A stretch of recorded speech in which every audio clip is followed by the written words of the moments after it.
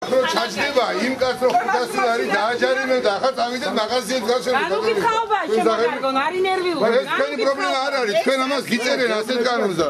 ჯერები და ფიზიკში არის ადამიანი და ახდებინები ხურასიაშო. გასაგებია რომ ის ამზადებთ ამ ნიადაგს. აი ესენი რო ყველანი აყარო და მე ისევ გაკიდოთ ეს ყველაფერი და თქვენთვის გააკეთოთ ყველაფერი და ეს გასაგებია.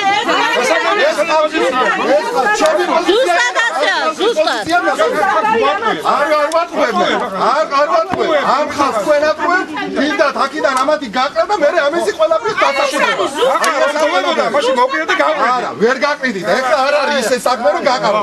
ეხლა აბალურ. არა. შედმე შენია ზუსტად.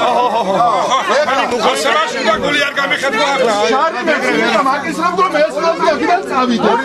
ავიდა ბოლომდე. ეხლა რა ხდება? ეხლა. ზუსტად ეს მე გაწყო. აწერია. თქვენ გაწყო. აწერია მე ხარი ხალხი რო წაკითხული ხარ. მე არ მაინტერესებს ის უნდა ილაპარაკო, იმიტომ ხარ თორე. ის ხალი არ გაინტერესებს. გამარჯვებდი რა, როგორ იქცევ დამშვიდე. არა, მე δεν ξέρω, აგა ტელევიზია ვიქცევი ის. შეხა წამოსული, იმიტომ რაღაცა წამოიგდა. ხო წაიგითხე. აბა, ხო წაიგითხე. რა აწერია, აი კარგი სასარგებლო.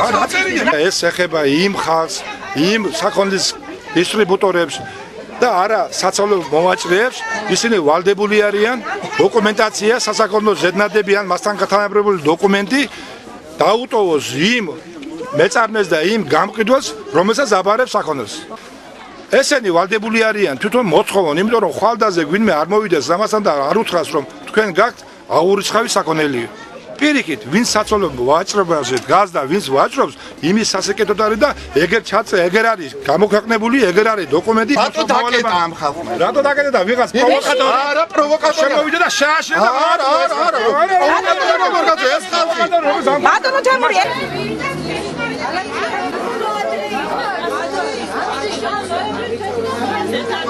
ეს საქართველოს ყურლებით არის გავსებული. ჩვენ გვატყუებენ, რა უყოთ ახლა ამ ხალხს. ცოდვით გადაშენეთ რაღაცა, წვალობთ მოგვაქვს პროდუქტი ხან თბილისიდან, ხან ზუგდიდიდან. წვალობთ, ჯახირობთ. ხალხს ნისიად ვაძლევთ თვიდან თვემდე. ხალხი გაწამებაშია, წვალობენ და ჩვენ მოგვადგებიან ახლა და რამენაირად გინდათ ვარა ჯარიმას დაგიტეთ. რატო კაცო რისი გულისა? სათავეში ვიც გიყენია, იმან აგვირია ცხოვრება.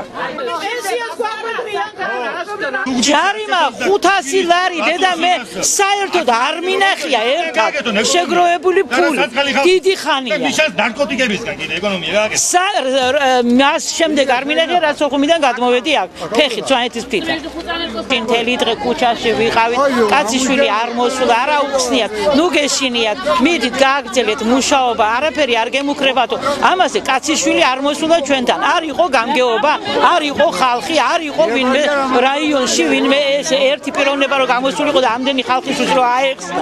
ნუ გეშინიათ, არაფერი არაა. პროვოკაცია არისო, დღეს რო გვეუბნება. პროვოკაციაზე ჩამოვიდა ფოთიდან. პიროვნება?